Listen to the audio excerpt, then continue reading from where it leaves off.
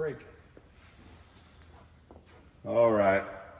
So we've got myself, Piper, and Corey here to take you through our workouts for the Victory Games 2023. First of all, everybody that signed up, we appreciate you signing up. Look forward to having you for another competition.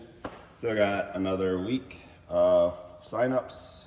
We've got a couple of light divisions, so we'd really like your help. Getting people referred out for that. We want to put on a full comp. So keep sharing, keep trying to get your friends to sign up. So we've got the workouts up here. You may need to screenshot this or whatever. They're also on our Instagram and link to the Facebook, and we'll send out an email with all this information in it as well. But just gonna go over the workouts, go over the standards, and yeah, see what happens. So first up, we've got a 12-minute alternating EMOM with a buy-in of 5 shoulder to overhead, 7 deadlifts, and then max of a gymnastics movement for RX, an intermediate, and then kettlebell swings for scaled. So the way this will work, alternating minutes with your partner. Time's gonna beep. You hit your 5 shoulder to overhead, you hit your 7 deadlifts, and then you do max of whatever your movement is until your minute's up. We'll probably have a 5 or 10 second transition here just to make sure the judge can write the reps down and then be back in proper position to judge the movement standards. So it'll be a little bit longer than 12 minutes, but not excessively so. In terms of movements and standards, we'll turn you around and watch these guys, maybe. So, Piper's here. She's got her 5 shoulder to overhead. Clock beeps. Pick that up. So again, strict press. You can push press, you can push jerk, you can split jerk. Doesn't mean you should. At the end of each rep, of course, we are making sure that you're standing tall. You can cycle right into those deadlifts from those shoulder to overhead. Plates touch the ground, and then you pull up and locked out overhead. And then you go into the American kettlebell swing if you are in scaled. Again, standard kettlebell swing rules here must be below the hips, behind the knees at the bottom with a full arm lockout. Over the top, bell must be facing towards the ceiling. Arms must be locked out and in line with your ears. How you get from point A to point B does not matter to us. You can do the pull and punch if you want. I've seen some creative, read dumb ways to do this. Reverse curl strict press. Which, again, it's your journey. We're just looking at the standards. We don't care how you get there.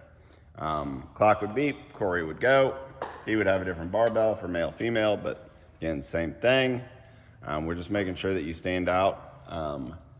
We don't think it's that light of a weight that you're gonna just be cycling through real easy, so we do think we'll have enough time to see that full lockout. But if you're superhuman, just make sure you're locking it out. If it's in doubt, we are going to no rep you.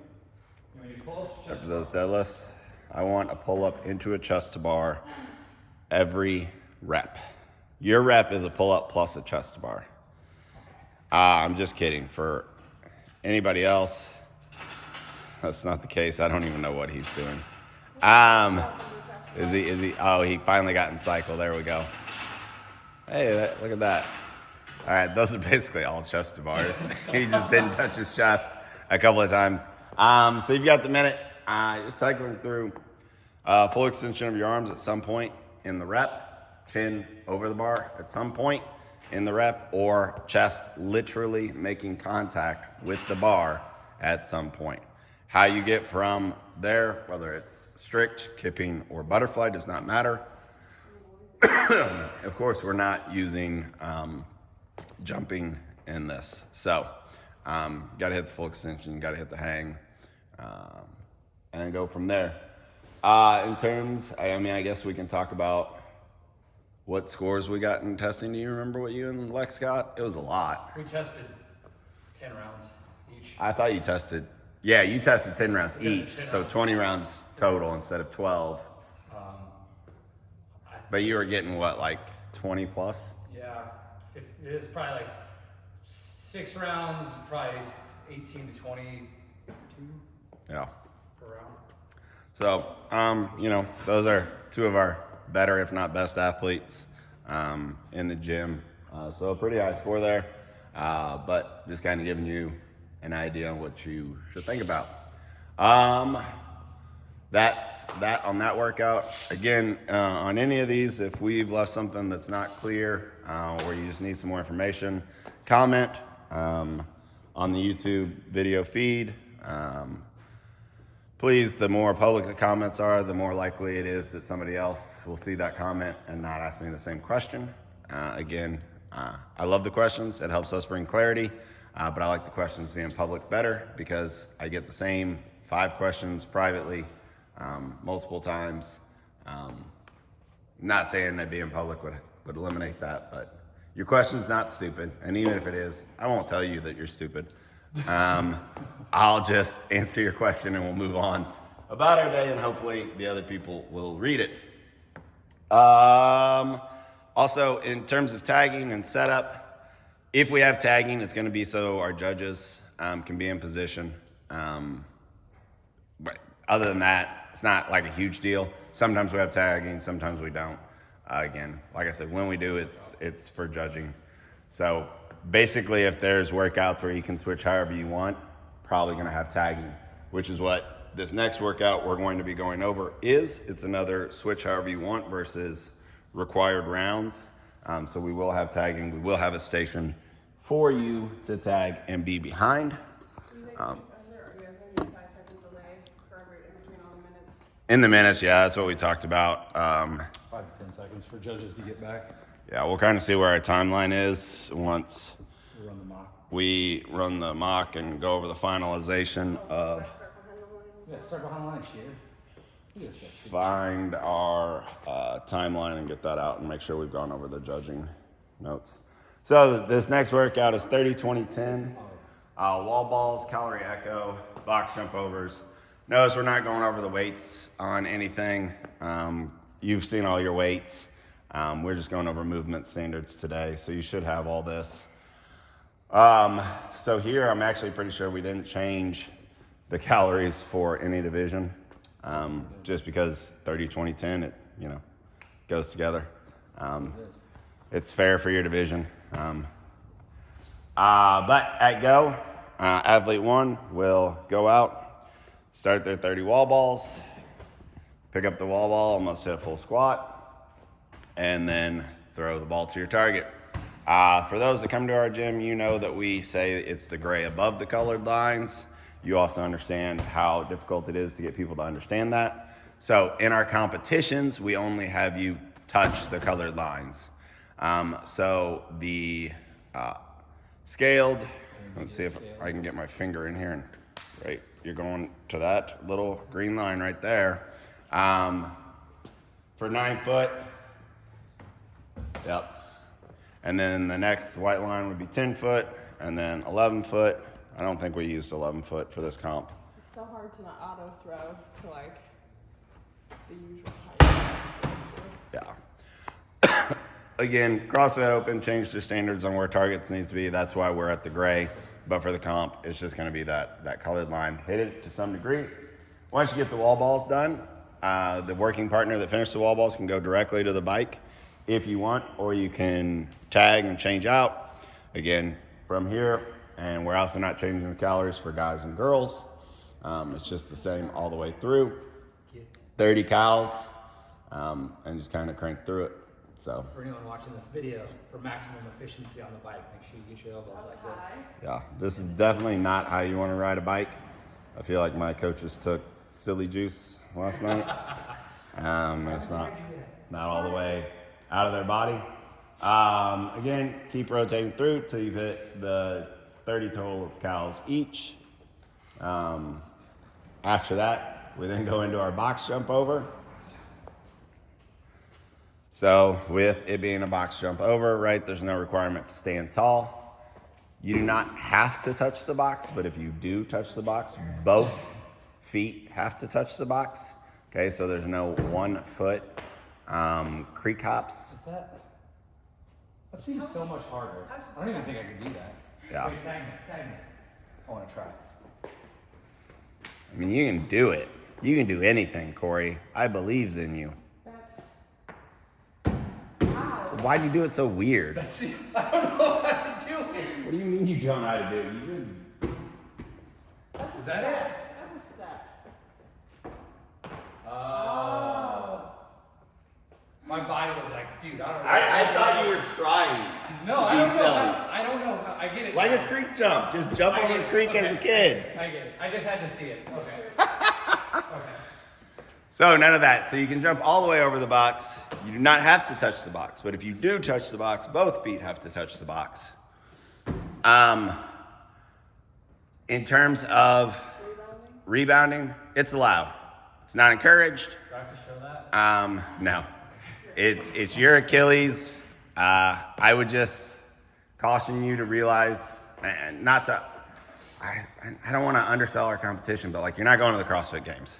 And if you bust an Achilles, you're out for a year plus. We want to see you at our next comp in April. Yeah. Winning's cool. We're Being able to walk is cooler. So I don't encourage rebounding. I know it's a competition. But we want all of our competitors to be safe. It is, I guess, lower volume, but Yeah, it's still not. not worth it. Yeah, it's not super high volume. You're not going to save that much time. I think you find some better time savings elsewhere. But again, it's your journey. It's not outlawed. The bike. Send it on the bike. So you hit 30, then you go back through that, hit 20, you go back through that, hit 10. You both cross the finish line. Boom, bam, there it is. I think our time cap on this is 8 minutes. Seems fast. We got this from Training Think Tank. It was a 6-minute cap. And it was a 6-minute cap, which Corey and Lex got done right below. You got it 5:56. Did we? Yeah. I know it was right under. It was close. So it's a tight cap, especially as you get down in, I would say scaled, because we didn't adjust the calories. We understand. It's going to be a tighter cap for y'all, so you're really going to have to push. We do expect a lot of caps, but we made them tighter because we want to get y'all out of here so you can have a reasonable Saturday. And yeah. And I think I've been yelling at everyone for the past 2 years about pushing the pace on the bike, so this will be a good test. Yeah. Next up, I guess we'll go to the calorie row, sandbag over box, and burpee over rower. And this is 3 rounds, 30 of each. Again, split however you want, which means most likely we will be having tagging. This is a least fleshed out one, but because I think we only tested it with a couple of people. Or no, the shoulder and deadlift one. We tested this one well. This one, we had quite a few people. Just not at the weights that we had, that we ended up deciding with. I think in terms of cap here, I said 15 minutes. Originally, we've had some testing come in around 13, so we have to shave time off to get you out reasonable. It will be on this workout because it has the most ability to shave some time. So hopefully you're gonna row with better technique than Miss Piper here. My core really hurts. Yeah, she's struggling. We did a couple of hardcore workouts the last 2 days. So, just rowing, you're getting your 30 cals. Changing, again, is expected here. I did all 30 calories. But if you knock off all your 30, that's great. Tiny foot? I do have 30. So the one kind of issue here that I'm realizing as we're going over this is tagging, because tagging makes sense on the burpee over the rower, but the calorie over the row. But the way that we found for the box work to be the most efficient is going to be one person on each side of the box. So he's going to demo the 30-inch version, which I appreciate. The 30-inch version is going to make the box the most wobbly. It is you and your teammates' responsibility to make sure that box does not tip over.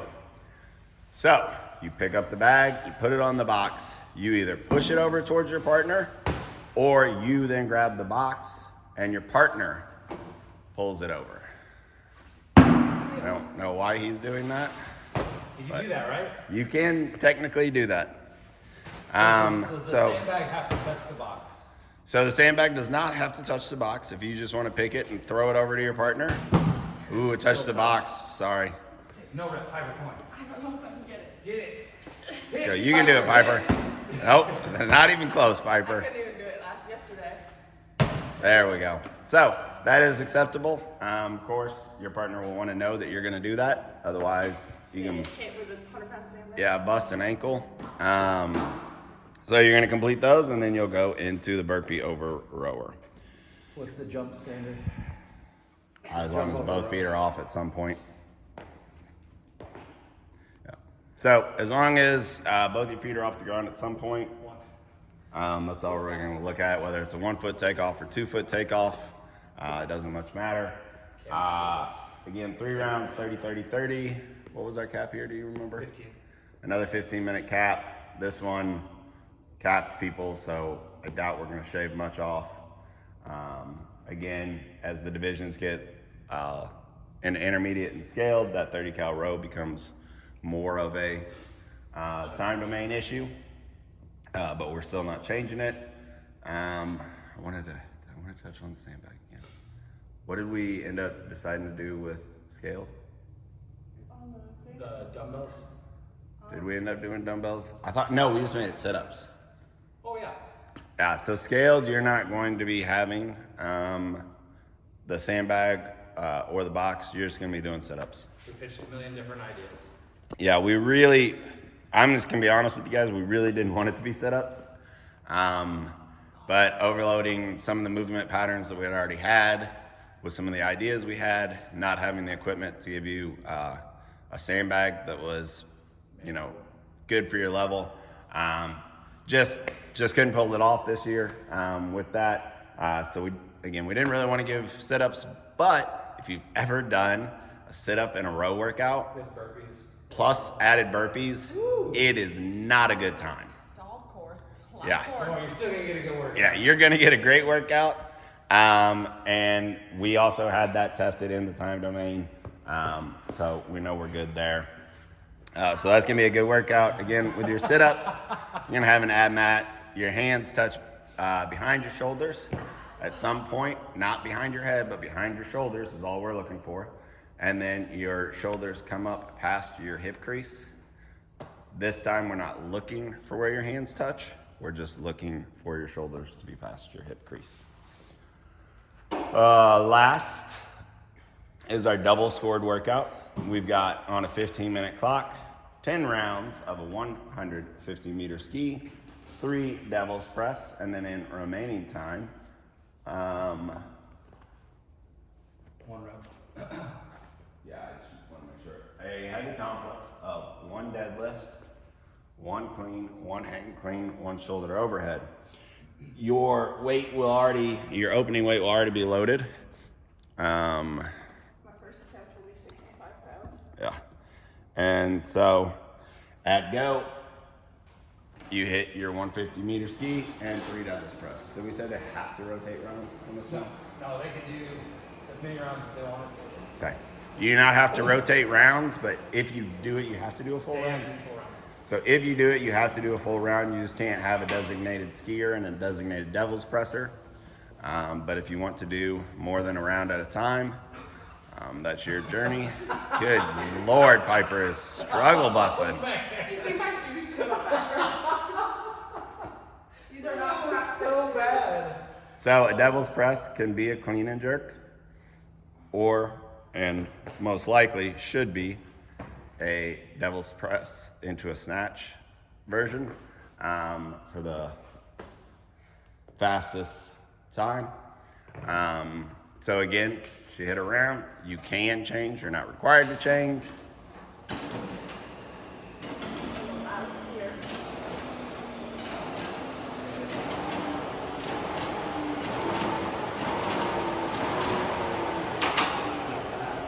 As a reminder, I'll wait till the ski gets down a little lower. We only have 6 ski ergs. We'll be running 6 heats at a time. Make sure you don't just drop the handles and release them down by your waist. Theoretically, I guess you could. Because it's a bungee system. If you just release those handles way down low, there is a chance that it pops off, and then you won't be able to wind it. If that happens, we'll fix the equipment, and you'll have a chance to redo the workout at a later time. But you know, even if it happens in round 9 or round 10, and it all of a sudden malfunctions, like that's on you. And if the equipment malfunctions on itself, it's going to be the same thing all the way through. We'll give you another chance to do the workout. We're not Rogue. We're not Concept. I'm not standing behind the equipment. We maintain it. We make sure it works well. But if it malfunctions day of, all we can do is give you another chance to do the workout. So after that, it's a running clock. That should be faster than a minute a round. If you're going to get a score on part 2, which you really, really want, you've got to send it here. And then you go into 1 deadlift, 1 full clean, although it does not have to be a squat, 1 hang clean, and 1 shoulder to overhead. There we go. So that weight will be at your opening weight. You want to get both partners in with a successful lift as soon as possible. And then you can start trying to add or favor one athlete over the other. But that's just, you know, my friendly advice. Corey's going to go super narrow, but they have to be squats or I don't count them. With no foot movement. Oh, you moved your feet. You didn't say it in time. Oh, I said it. Establish your hang. Cock your back. That's so not fun. No, it doesn't look fun. Okay, good on my back now. You literally in your hang cleans. Yeah. So those are the workouts. Honestly, pretty straightforward. The only one that I thought was confusing to people was a sandbag over box. And I would say a little bit on the complex. We didn't, the way that we released the graphic, the order may have not been clear. If you read down, you know, top to bottom and then over to the right and top to bottom, or whether you read left to right, top to bottom as you would a book. Should have read diagonal like a normal person. Yeah, so our bad on that. I know there was confusion on which order that was going to be, but it's deadlift, it's clean, it's hang clean, it's shoulder overhead. Squat or power is acceptable. What about split? Split is also acceptable. Same thing on the shoulder overhead, where you might actually expect it.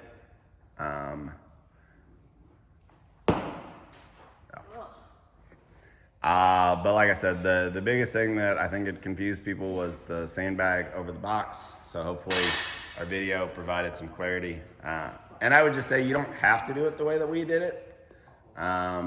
We found that's the best way, the quickest way, because you could follow the bag. Yeah, one person could do all of them if they wanted. But then you don't have somebody holding the sandbag. And again, you may have a partner that just literally can't get the sandbag up, and so that is what it is. It's gonna be rough on you. Okay, make them row and burpee. Yeah, just hopefully they're good rowers and burpeers. It's hard. So yeah, again, you can follow it around. Throw it and then hit the box. But then you've got the box possibly tipping over. You've got all your time moving around. We're not requiring you to specifically go over the box. I think Corey's probably going to do something silly here, but yeah. All right. Well, hopefully that answers everything. If it doesn't, comment, leave a message. Like and subscribe. Yeah, like and subscribe to our defunct YouTube channel because nobody liked to hear anything we had to say. Yeah. All right. Any words of wisdom? Have fun. Go Send fast. it. Yeah, just send it. All right. We'll be there. Bye, guys.